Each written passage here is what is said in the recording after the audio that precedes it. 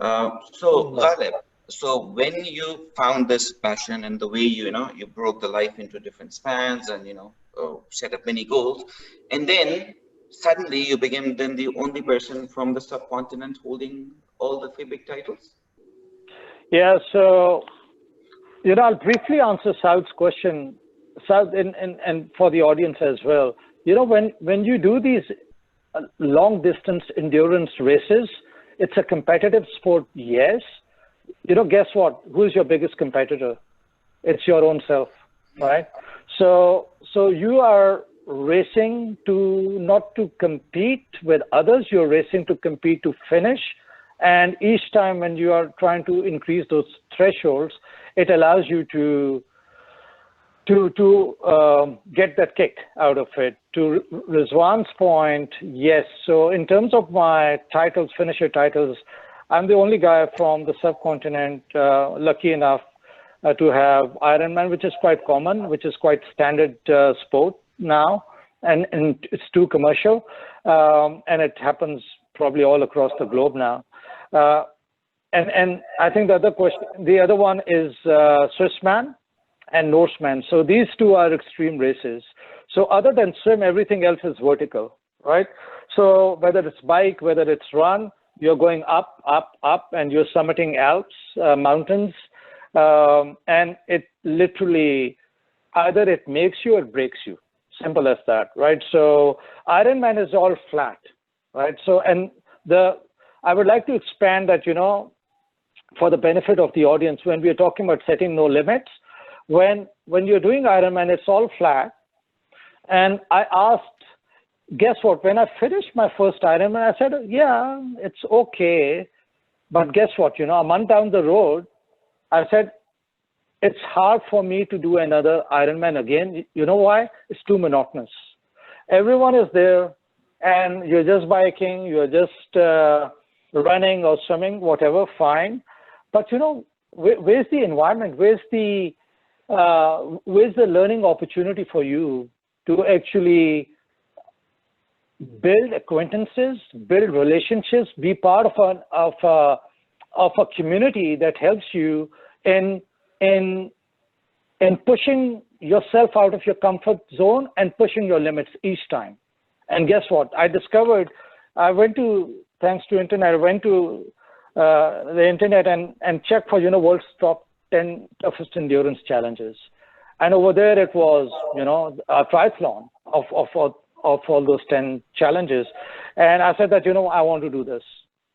Let's get out of your comfort zone. So I applied because it's a lottery system. You apply, you may not get in 1 year, you may get in probably. Last year I did my Norseman. I got in after probably 4 years of trying, right? So it's and nobody over there, yes, age makes a factor because nobody is getting younger, right? Because each time when you practice, you tend to deliver better results. But of course, it's a body we need to respect. Our body, we need to know our tolerance levels. We need to make sure that we don't punish it. We try to preserve it, right, for a better lifestyle going forward. So in 2016, yes, Rizwan, to your question, that's the long answer, but yes, I'm the guy from, there is one more guy from India who has done Ironman and Celtman, but not Norse or Swissman, yeah.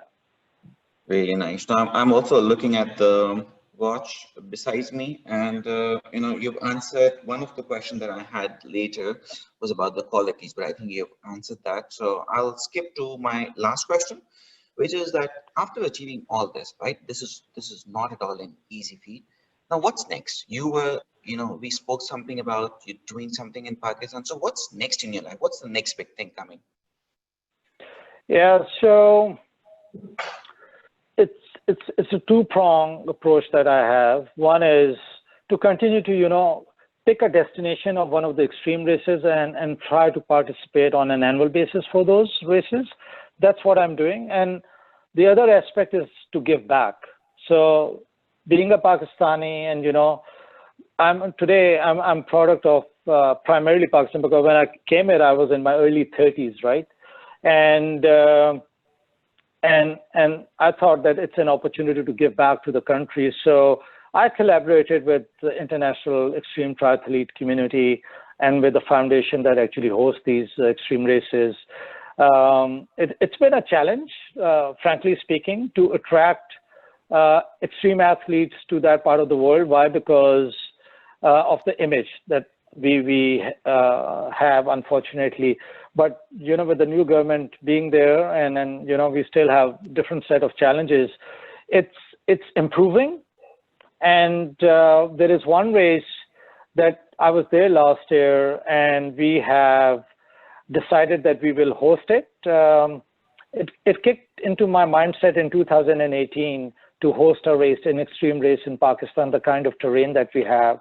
So I met with a lot of folks in the country, bureaucracy, army, intelligence, etc. folks, and I did the scouting of the area, and then eventually I decided to, knowing you know what an extreme athlete is expecting out of these extreme races, knowing the kind of terrain they expect, we decided to host a race in Hunza. Wow. And that's, we are still debating whether to host it or not, even though it has been launched. There are not many, as expected. In year one is always tough. So we have a couple of athletes who have expressed keen interest to participate. But, you know, towards the end, if there are 2-3 athletes, it could balloon to around 5 athletes. So just to give you a perspective, in a country like Switzerland, when they hosted the first Swissman, there were only 12 athletes, right? So for me, if you know, given the COVID situation, if we decide to still go ahead this year, which is it's being hosted on August 14th in Hunza, if we are going to host it, you know, my biggest takeaway is even if we get 2 to 5 ambassadors of extreme triathlete community to participate, the word gets out, right? And a lot of people have approached me, both international media and international triathletes, to be part of this experience, because it's all about experience, right? So I've seen Scotland, Isles, I've seen Swissman in the Alps. It gives you probably one of the best races I've ever experienced. And then in Norway, probably one of the best country that if you want to experience as well. It's unique when you go to these places. So why not Pakistan as well, right? Mm-hmm. Wow, that's really, really interesting. So I think we'll just now go to the audience, take some questions, and then we'll come back and wrap it up. Yeah. So anybody wants to go ahead and ask a question, please go ahead. Assalamu alaikum. This is Muhammad Ali. How are you all? Awesome. Very good. So Ghalib, first of all, thank you for being here and, you know, sharing your very fine experiences of, you know, like how you push yourself and how you push the limits. It's very inspiring for everyone. And just want to share with you, Ghalib and I were both, you know, like fellow directors, and Ghalib used to push himself pretty far when he was, you know, a director, and helped us, you know, like organize events and all that. And, you know, he would come up with some great ideas also and take a lot of initiatives. So Ghalib, thank you very much.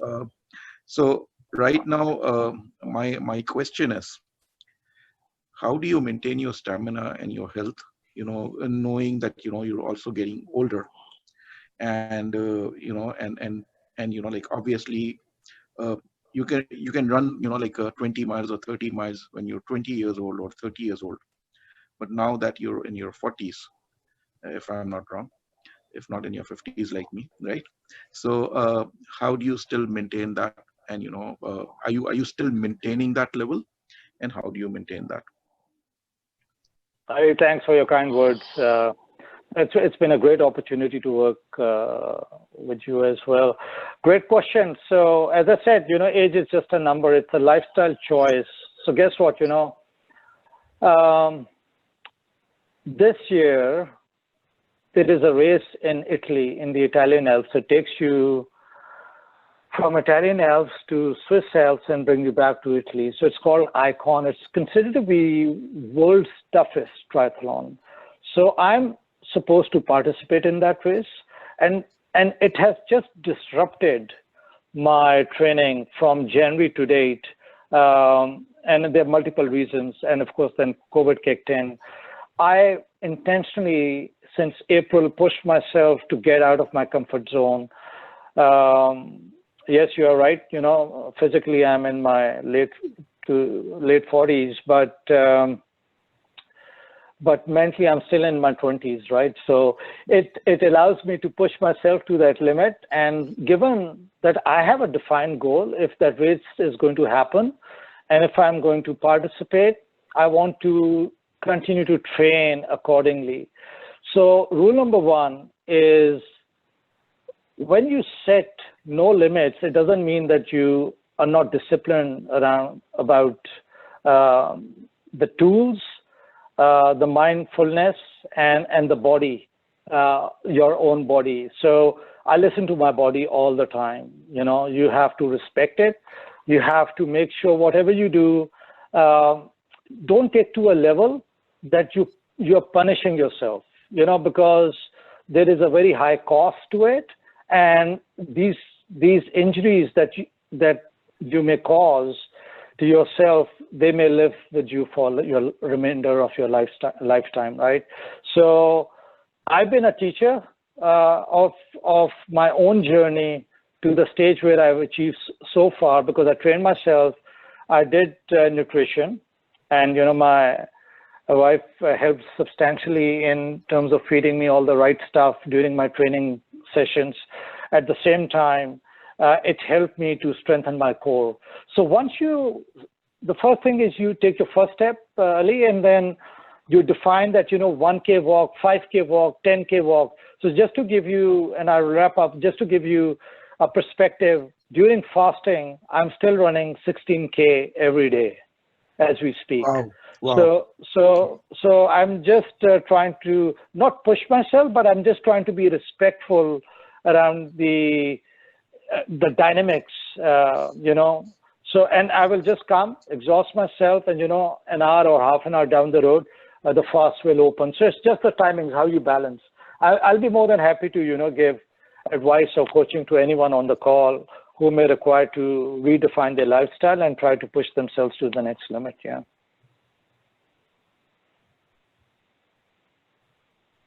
Hi, I am Shwaib. I have a question for you. You have told us about your later part of the life. How athletic were you when you were in IBA or in your early 20s at that time? Like, were you involved in sports or any other athletics at that time? Yeah, no, that's a great question. So my sport life probably started when I was in my toddler stage till 19.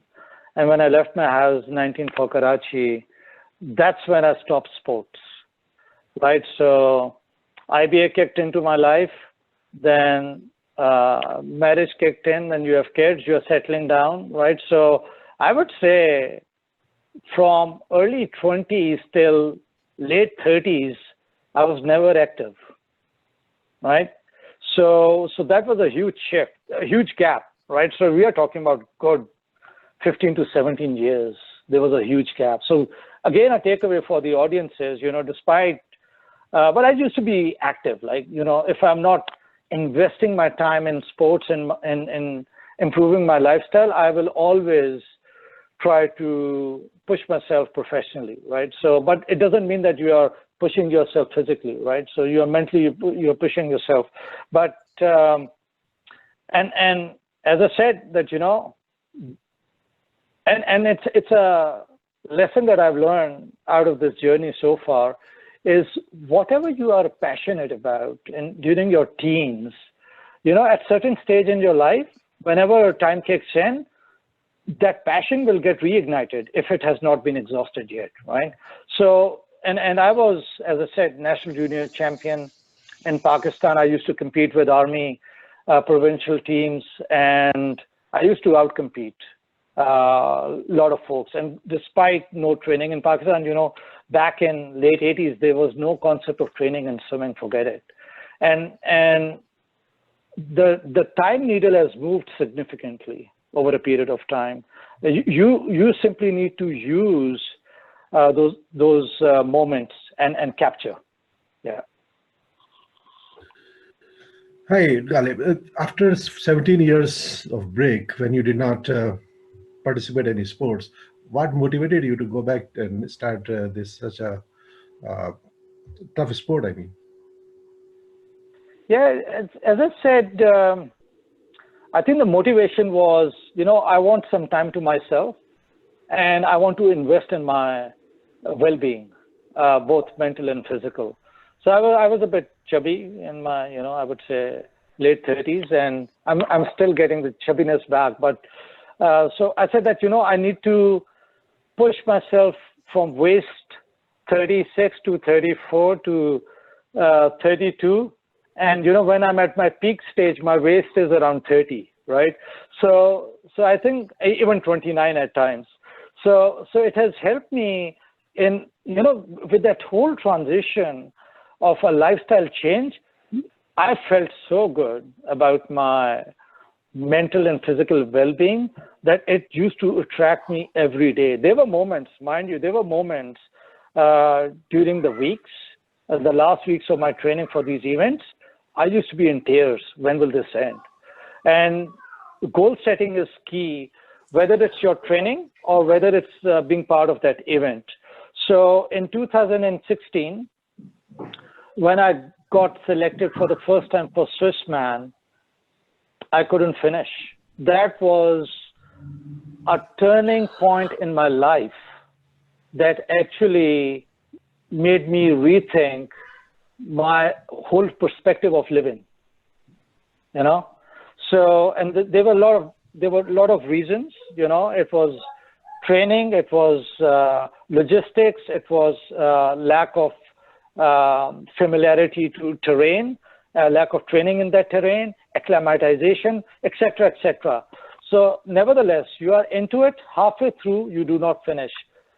And throughout my life, whether it's professional, personal, or even athletic, there was never a moment I was DNF'd. And that was one moment that changed my life. And guess what? I was lucky enough to get reselected for 2017, train myself, and given the circumstances around me, whether it's my family support, whether it's my ecosystem support, I went back, and thank God I managed to finish that race. And that was probably the joyous moment of my life.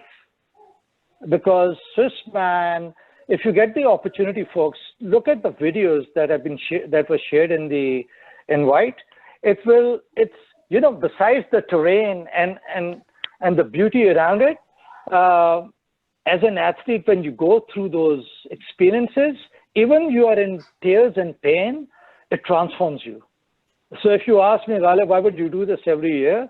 I think it's just a matter of not punishing yourself, but pushing yourself and learning more about the terrain and the people around you. And you build relationships. You're part of a certain community, right? So these are the key things. Yeah. Hi, Ghalib. Just wanted to ask. Hi, I wanted to ask you regarding which is the toughest in athlete sports, running, swimming, or cycling. And if one new person wants to start participating, what goal should he set himself? Should he compete? Like if somebody wants to start today, should he plan to compete next year or year 2022, and where to start from? Yeah, great question. So unfortunately, this year most of the races have been casualty of COVID-19. So a lot of races have been cancelled and they've been pushed to 2020. There may be some races happening August, September onwards, but this is the peak period, right? So June, July, and August are the peak race periods. Nevertheless, so for I can give an individual advice. One, it's not a simple sport because there are 3 sport disciplines involved: swim, bike, and run. Equipment is the key. How you deliver your style is the key. How you train yourself is the key. And one, it's an expensive sport as well. if you're doing it in Toronto, if you live in Toronto, you can manage. But the equipment, the bike costs, except for the swimming costume, which costs nothing, right? So, but you need to have a bodysuit. So bodysuit, I can help you, stay in touch. I can help you if you want to progress at different levels. I would recommend, build your confidence doing a try, which is basically a basic level triathlon, 250-meter swim, 10K bike, and 2.5K run. But you need to be comfortable in each sport, swim, biking and running and transition. So it's an art. You exercise science, but it's an art how you deliver it. So we can take it offline, and I can walk across the process for individual benefit, but for a broader benefit of the audience. So there is a lot of commitment. You need to be, the key thing is you need to be mentally prepared that you have to do these 3 disciplines. If you are comfortable, you are confident, you can do it.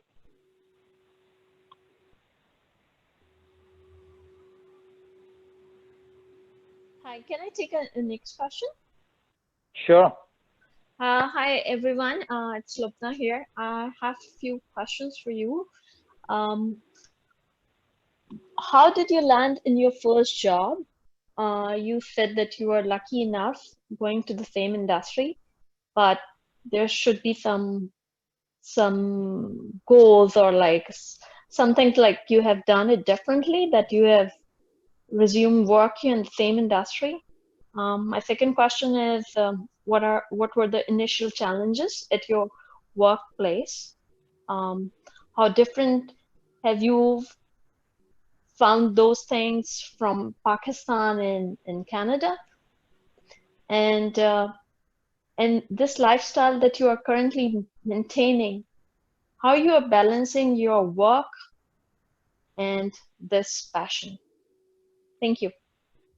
Yeah, great questions, Lubna. So, luck plays a vital role in terms of when we came here, I think circumstances are quite different as compared to folks who have been to Canada in terms of transitioning their jobs in, I would say, over a period of the last 4 to 5 years. It's still tough, but I think the probability of getting a job, I would say, is better. I've seen people, coming here now, 4 months in their job search, they are lucky enough to get integrated into the job market, literally. And I'm talking about purely profession of finance. So back then, you still have to start off from ground zero. Ground zero means basic level. So when I left Standard Chartered, so I was looking after the country corporate liability book, right? So for me, I had no hang-ups. I said that, I'm moving countries, good organizations are need of good people always. If you need to rise and shine, it will take definitely stamina and a determination. And as I said, I had no hang-ups of, whatever job I'll get into, but I'll get into the mainstream banking. So, I've been always a corporate banker, but my first job was on contract as a project manager in anti-money laundering, anti-terrorist financing group in the bank. And thanks to, back then was what? Yeah, thanks to 9/11, the finance industry was going through, a huge transformation or, investment in compliance. So I was just happened to be lucky to be part of that environment. Otherwise, all mainstream jobs that I personally enjoy today, back then, they were being enjoyed by people who have been brought up here and who have been qualified here and, have been educated here. And, literally 9 months into the role, I was given a team to recruit. I was given a team to build and, avoid some penalties from OSFI. So the key person who gave me that opportunity was my hiring manager. So in this environment, whomever you connect with, if you are able to connect with the right hiring manager, he or she likes you, you are in. Keep that in mind. And in brief, your next question is international. I think My Next question was, my second question was, yeah.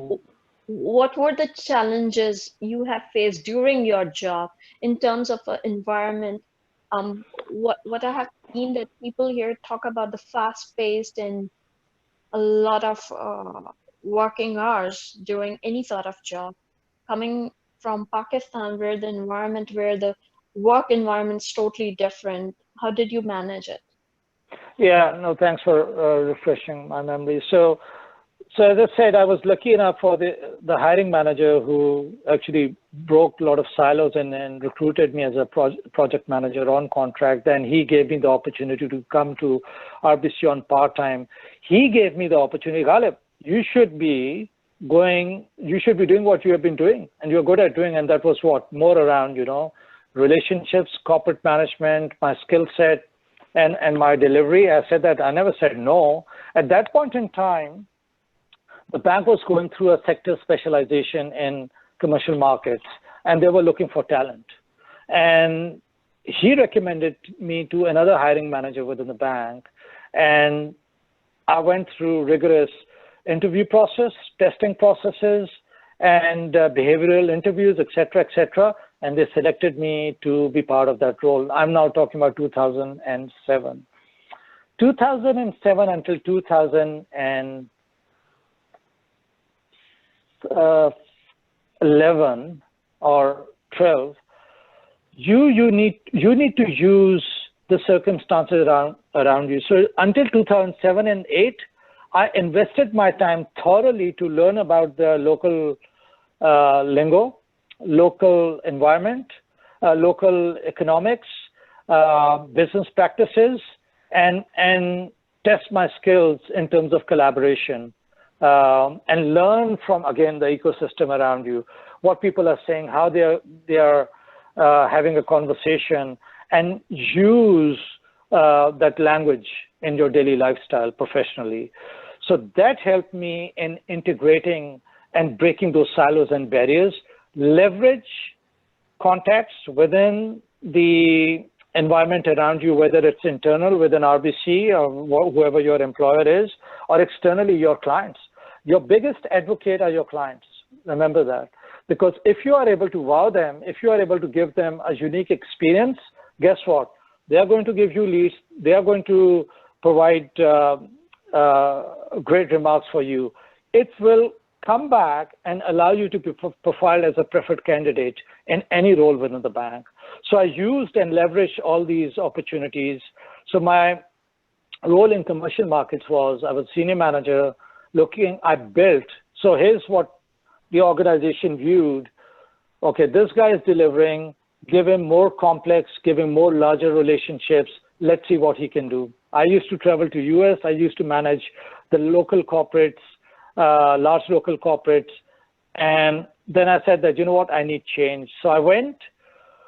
It all depends how you use it, right? So there were challenges at every step because, people are there to discourage you because you're dealing with local talent, you're dealing with local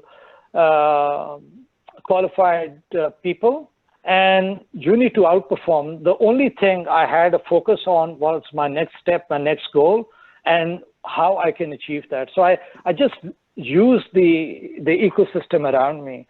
And given to your other point on your work lifestyle, personal lifestyle balance and how I manage this, it drains me. You ask me, it drains me. Why? Because you will see me working even at midnight. Because you know what? Any high-performing environment will, and especially if you're a high-performing role, it would not allow any leeway for you to make an excuse. So I will never allow, whether it's my manager or one up at organizational executive level, because now everything rolls up, right? Whether it's your contact touch point with the client, your portfolio management, your customer service, et cetera. So it just simply outperforms your ability, and it's up to you entirely how you use that. So it's, in brief, I know it's a long answer, but in brief, it's tough. It's up to you how you manage it. Ghalib, I have one more question, if you don't mind. Sure, yeah. Um, Can I just jump in? So this will be the last question. I'm mindful of the time. It's 12:52. So let's take this last question.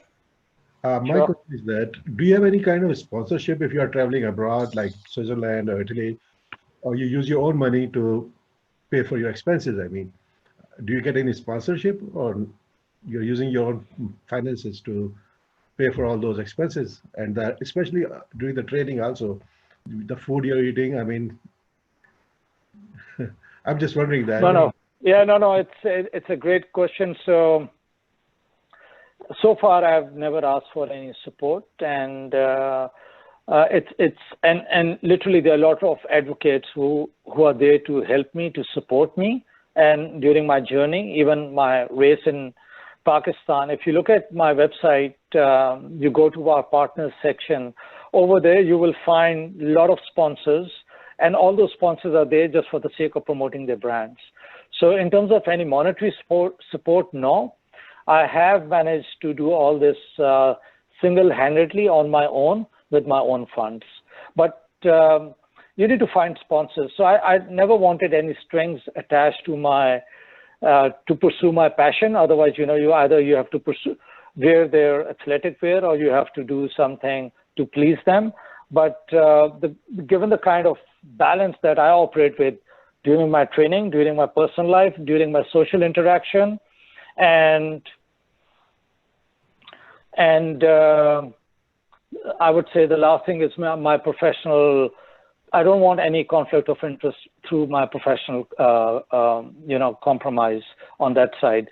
So I never asked for any funds as such. Coach? I'm my own trainer, Wow. so I coach myself. Yeah. So I read quite a bit. So I learned about the whole human physiology, do's and don'ts, the running style. You just transform whatever you see, whatever Adidas, Nike preaches. It's keep in mind whatever media preaches, whatever they promote, it's not good for you. So I can teach you when it comes down to running style, the kind of shoes you have to wear, the kind of profiling you need to do. I think that's really important. That how you can build the strength around you and without getting into injuries. But everyone is individual. You have your own challenges. Just in case, if you're interested in learning about the race that I am hosting in Pakistan, the website is PK, which is of course PK Pakistan, Xtri. Xtri is Extreme Triathlon, xtri.com. So take a look, and a day before, if we are going to host that race on August 13th, we are also going to host a half and full marathon for athletes, just to build an ecosystem within that area, and also exposing that terrain to people at that part of the world as well. Yeah, just Yeah, FYI. I'm really impressed with your physical. Perfect. Yeah, I think we should now bring it to a close. I would Rizwan, if you don't mind, I just want to make one small request since everyone is here. First of all, Ghalib, he's very passionate about TCF. He's also very passionate about the Deaf Reach program. He was the one who introduced Daniel Lanthier to me while we were both directors, and we both become passionate about it. And every year I drive this TCF campaign in Ramadan. And Ghalib was the first one to, make the donation. The minute my email went out to my, to the people whom I regularly reach out to, he was the very first one to donate. So I would request all of you who received my email, Saud Saab, thank you very much for your kind donation. And, for all of you who have, received my email, if possible, if you can do it today, because there is a donor who's doubling the amount of whatever donations that are coming in today. Today is the last day. But if you're not able to do today, then, please request you to do it before Ramadan.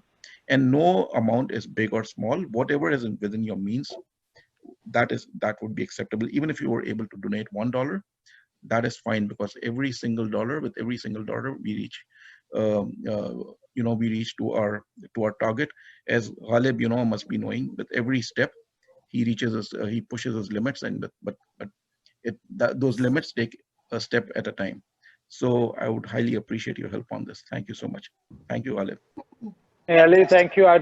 I appreciate that kind message. I don't advocate though myself to personally promote, but no matter how large or insignificant the amount is, it goes a long way. Thank you. So go, folks, just, and then Sabir also asked a great question, it's for the benefit of everyone. I may be repeating, I'll just take, 20 seconds. It's, for me, the biggest takeaway of being part of that environment and, how you push yourself, what allowed me to thrive is primarily be disciplined, remain focused, be respectful, humble, and be human. I think if you keep in mind these key takeaways for today, it will allow you to be I wouldn't say bad or better person, but be a different person, right? Even though if you're doing it, but you need to get out of your comfort zone. And if you need any other advice, whether to devise a plan, whether it's equipment related, whether it's your lifestyle related or nutrition, I'll be more than happy to help. So anytime. And Rizwan, if you don't mind, somebody asked me to promote the website for my race. If you could just share it for the audience, that would be appreciated. Thank you. And that's it, folks, as far as I'm concerned. I've got a Facebook page which is open public, and I've got a Facebook. So if you have any questions, reach out to me personally. I'll be more than happy to facilitate. And when it comes down to profession, I'm at RBC. I know it's an industry which is being impacted. It's going through a massive transformation as a whole. If you need any advice, any stage of your career, I'll be more than happy to lend my time to you folks. Well, that's fantastic, Ghalib. So on behalf of everybody who's joined the call, I would like to thank you. The discussion was very, very interesting and very insightful. The habits that you talked about, I will certainly try to pick up a couple, and will definitely bug you myself. With that, thank you very much. And thank you very much, everybody else, for joining. Inshallah, we'll meet next week again. Thank you.